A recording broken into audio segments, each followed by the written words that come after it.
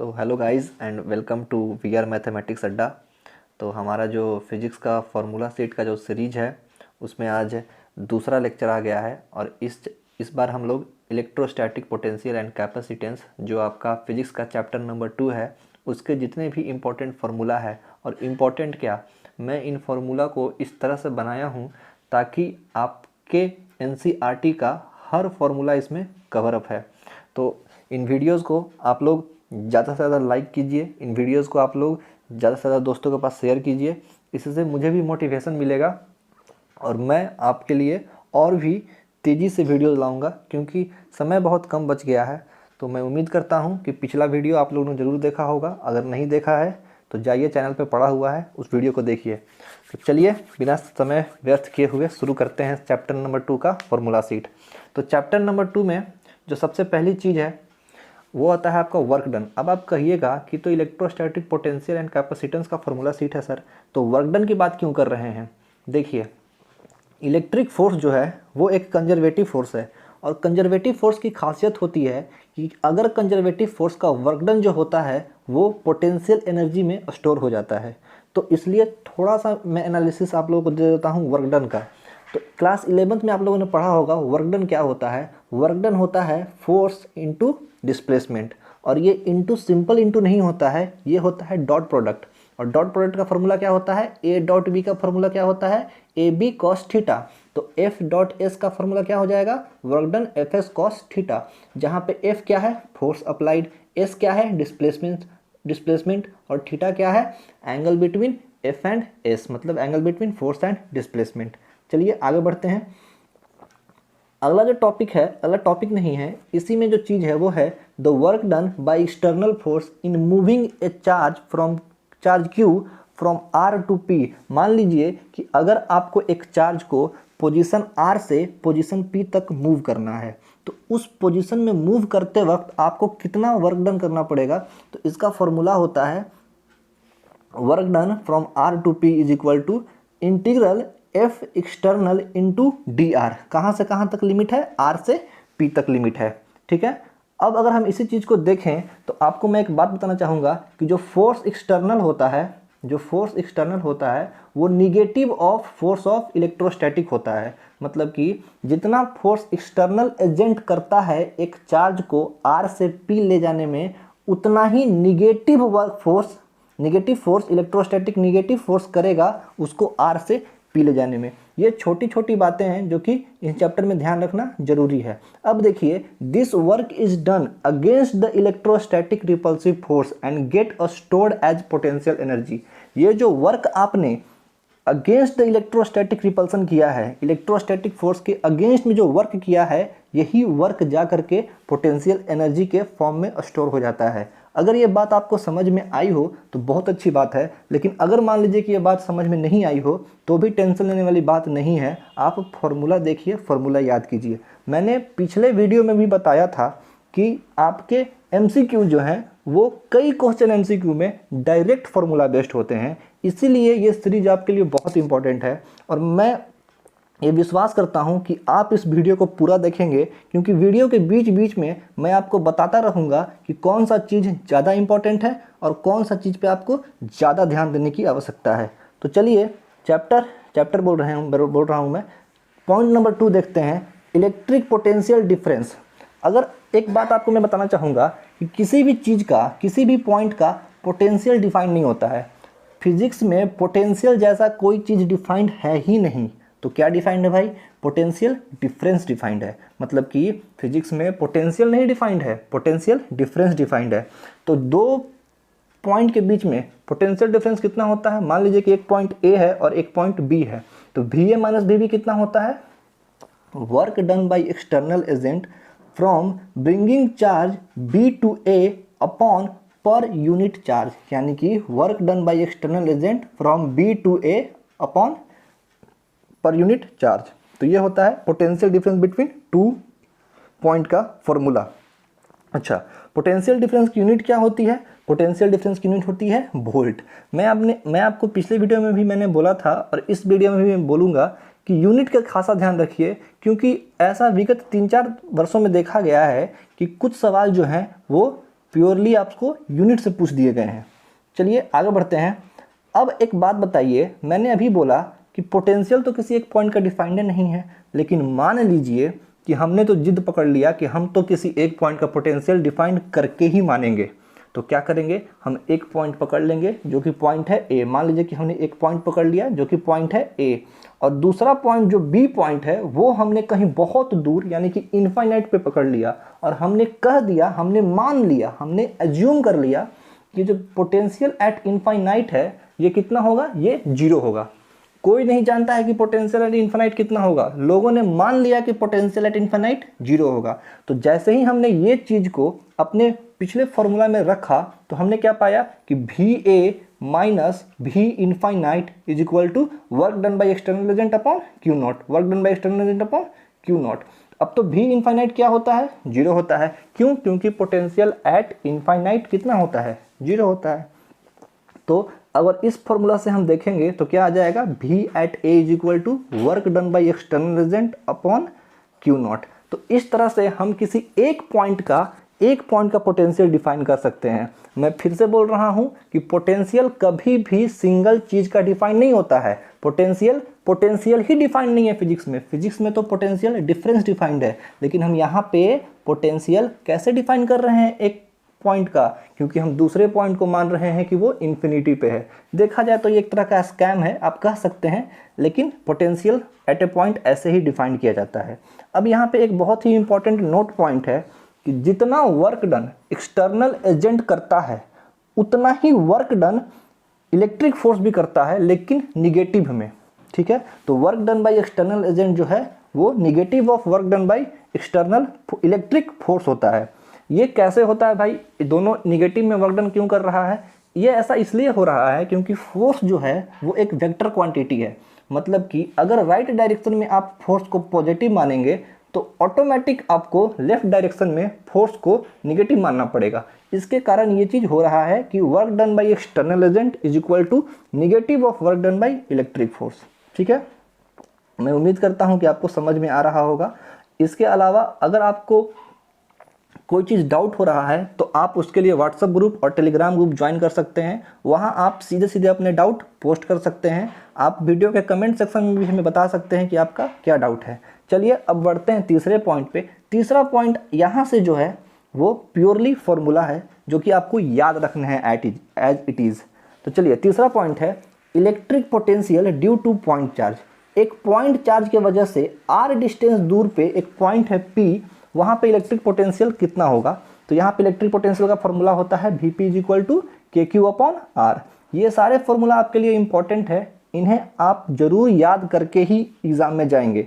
चलिए, तो एक पॉइंट चार्ज के वजह से आर डिस्टेंस दूर पे कितना पोटेंशियल होता है, के क्यू अपॉन आर। यहाँ पे ध्यान देने वाली बात यह है कि आप क्यू को विथ साइन पुट करेंगे, आप क्यू को विथ साइन पुट करेंगे।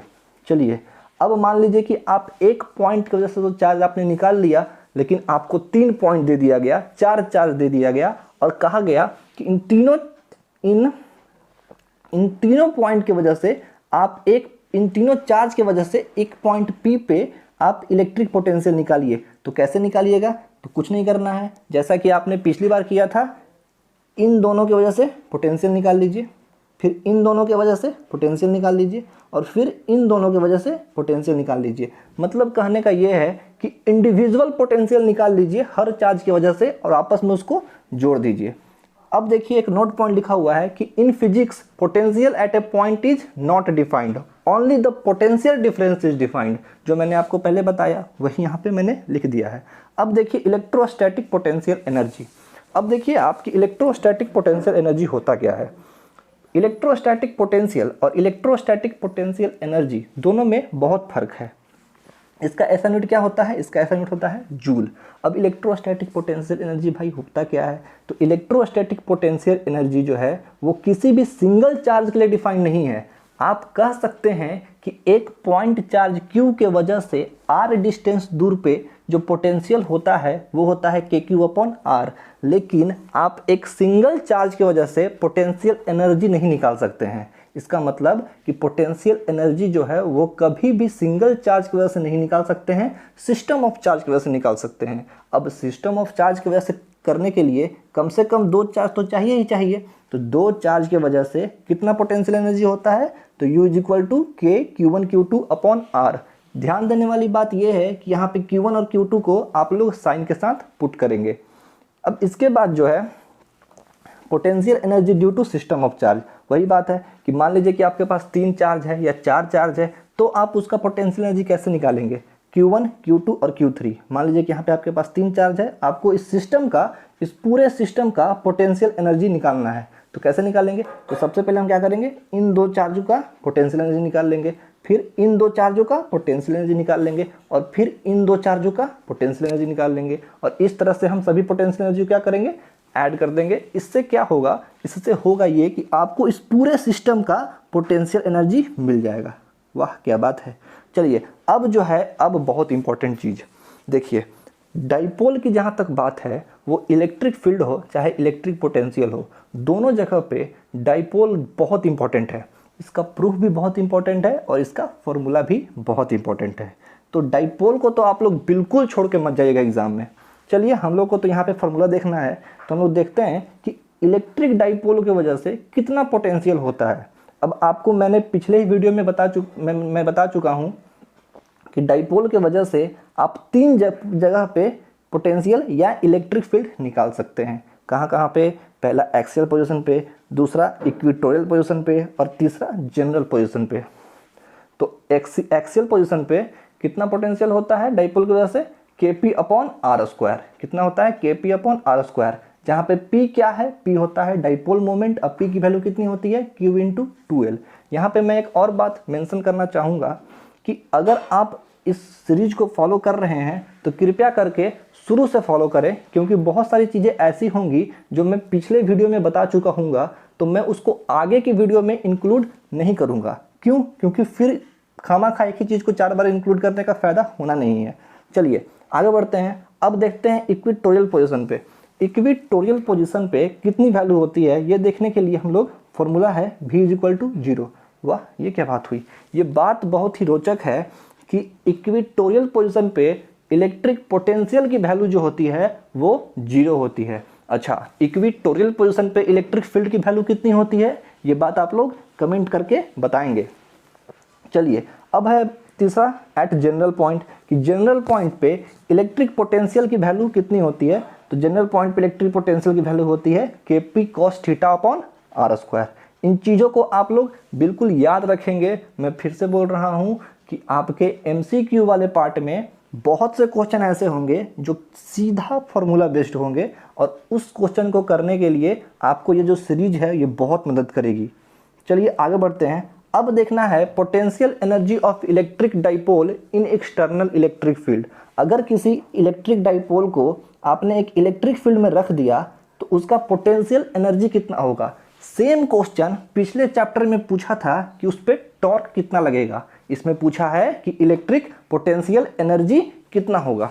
अब आपको तो पता ही है कि पोटेंशियल एनर्जी हम एक चीज़ का तो निकाल ही नहीं सकते हैं। तो अगर ये डाइपोल एक एंगल पर रखा हो, किस एंगल पे, θ1 एंगल पे, तो आप इसकी पोटेंशियल एनर्जी नहीं बता सकते हैं। तो हम क्या करेंगे, इस डाइपोल को थोड़ा सा घुमा देंगे, और अब जो इसका एंगल है वो कितना हो गया, θ2 हो गया। तो अब इसका पोटेंशियल एनर्जी कितना हो जाएगा, तो U is equal to minus PE cos θ2 minus cos θ1। आप लोग कह रहे होंगे कि ये W इज इक्वल टू कहाँ लिखा हुआ है। तो मैंने आपको वीडियो के शुरू में ही बताया कि इलेक्ट्रिक फोर्स कैसा फोर्स है, कंजर्वेटिव फोर्स है। और कंजर्वेटिव फोर्स की खासियत क्या होती है कि इसमें किया गया जितना भी वर्क डन है वो पोटेंशियल एनर्जी के रूप में स्टोर हो जाता है। तो पोटेंशियल एनर्जी कितना हो गया, minus PE cos θ2 minus cos θ1। अब हम एक एजम्पशन लेते हैं कि U को हम 0 मानते हैं जब θ1 जो है वो 90 डिग्री होता है, मतलब कि π/2 होता है। तो अगर हम इस फॉर्मूले में θ1 की वैल्यू π/2 डाल देंगे तो cos π/2 की वैल्यू कितनी होती है, 0, यानी कि ये जो टर्म है ये हो जाएगा 0। तो कितना बच जाएगा, U is equal to minus PE cos θ।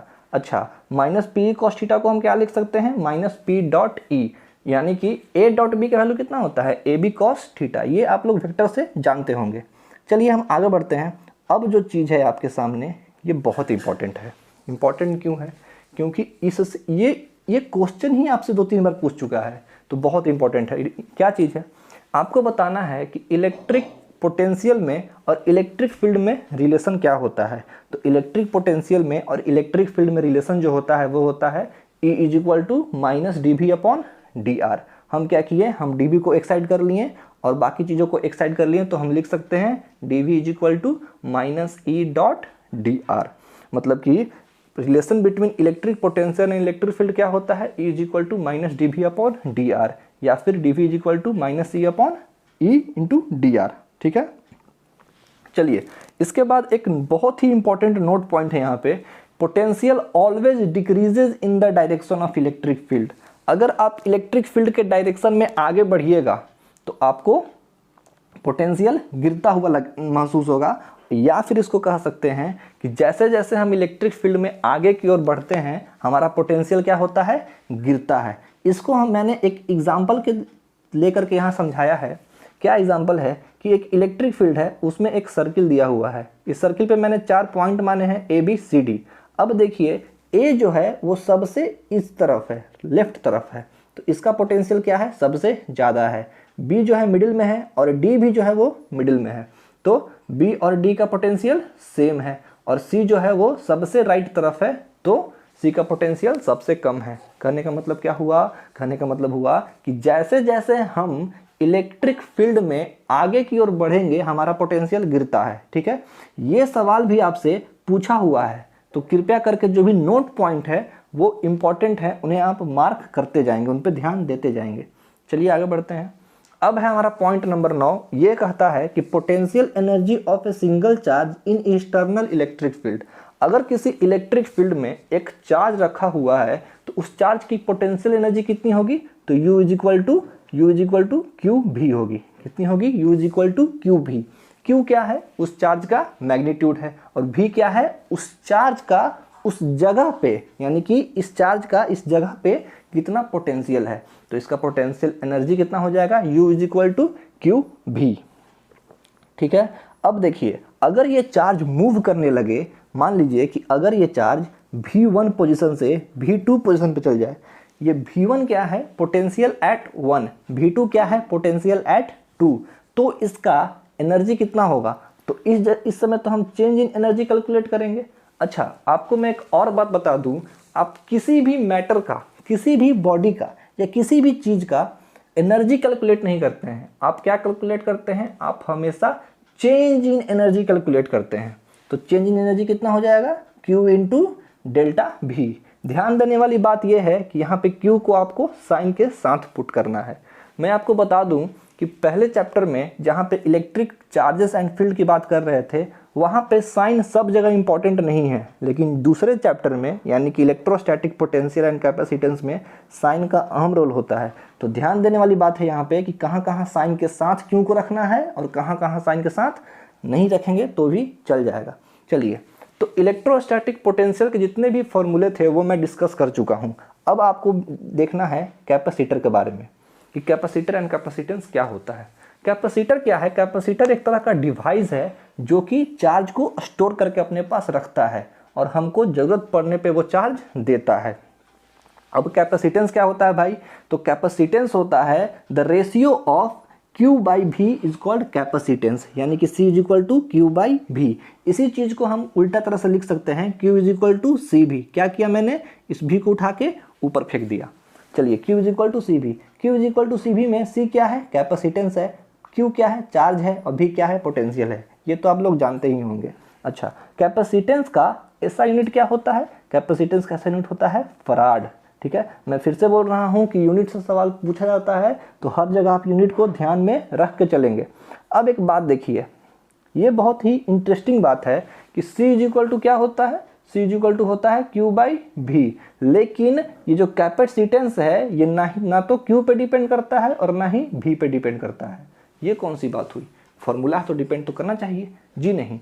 ऐसा चीज़ आप लोगों ने पहले भी देखा है। क्या देखा है, डेंसिटी। डेंसिटी = क्या होता है, मास अपॉन वॉल्यूम। लेकिन क्या किसी चीज़ का डेंसिटी उसके मास या उसके वॉल्यूम पे डिपेंड करता है, बिल्कुल नहीं।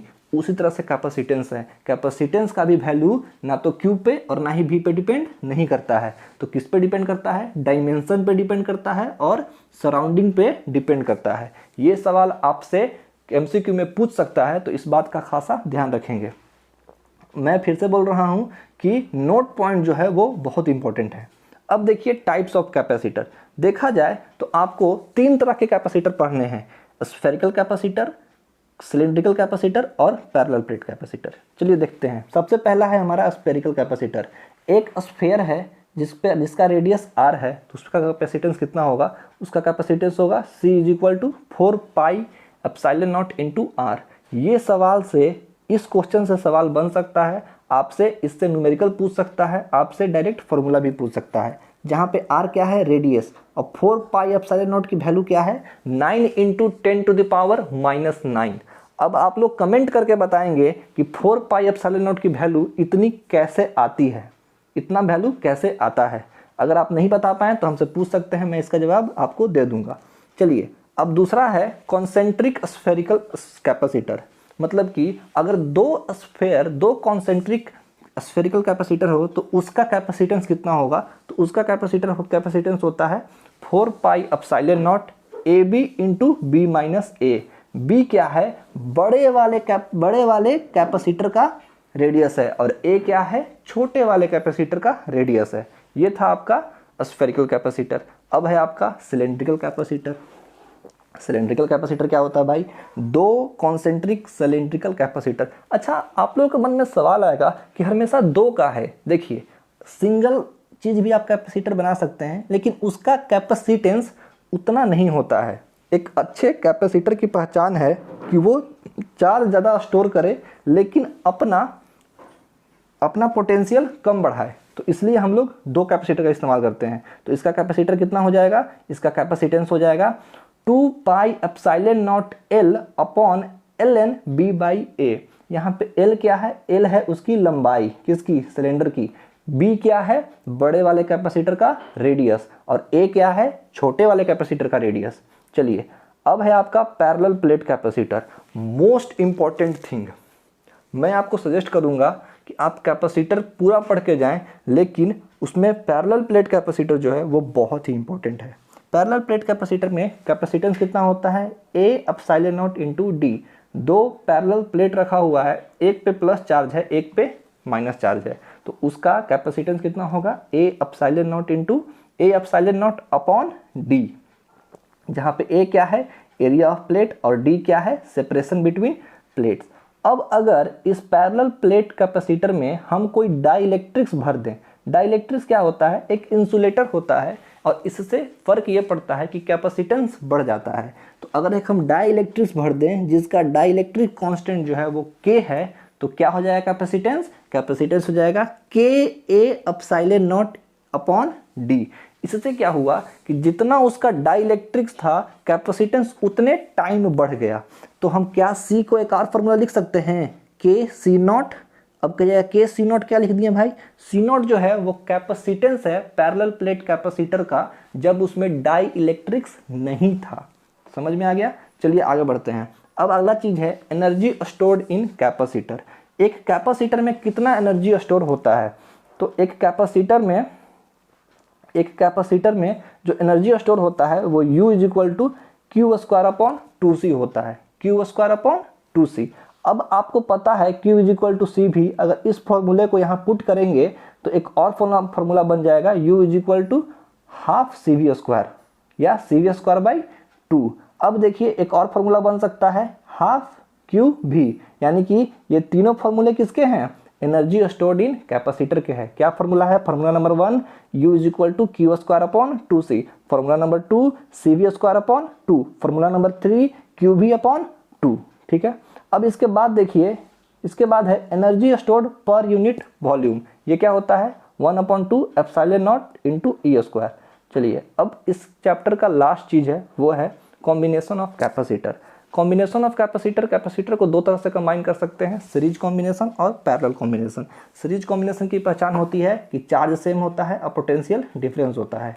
इसका फॉर्मूला क्या होता है? 1/C equivalent = 1/C1 + C2। जी हाँ, ये फार्मूला वही है रजिस्टर का पैरेलल का। रजिस्टर का जो पैरेलल कॉम्बिनेशन का फार्मूला होता है वो कैपेसिटर का सीरीज का होता है, और जो रजिस्टर का सीरीज कॉम्बिनेशन का होता है वो यहाँ पे पैरेलल का होता है। चीज़ें उल्टी चलती हैं। दूसरा है पैरेलल कॉम्बिनेशन। पैरेलल कॉम्बिनेशन का पहचान क्या है? पैरेलल कॉम्बिनेशन का पहचान है कि चार्ज डिफरेंट रहेगा और पोटेंशियल सेम रहेगा। तो C इक्विवेलेंट कितना हो जाएगा? C1/C2। इस चैप्टर में इतने ही फॉर्मूले हैं। उम्मीद करता हूं कि आपको ये वीडियो बहुत अच्छा लगेगा। कृपया करके हमें लाइक दे करके और कमेंट सेक्शन में अपनी राय दीजिए और हमें बताइए कि आपको ये सीरीज कैसा लग रहा है। इससे हमारा मोटिवेशन बढ़ेगा और हम और जल्दी वीडियो आपके लिए लाएंगे। उम्मीद करता हूं कि आप बहुत अच्छे से पढ़ाई कर रहे होंगे। Thank you and all the best.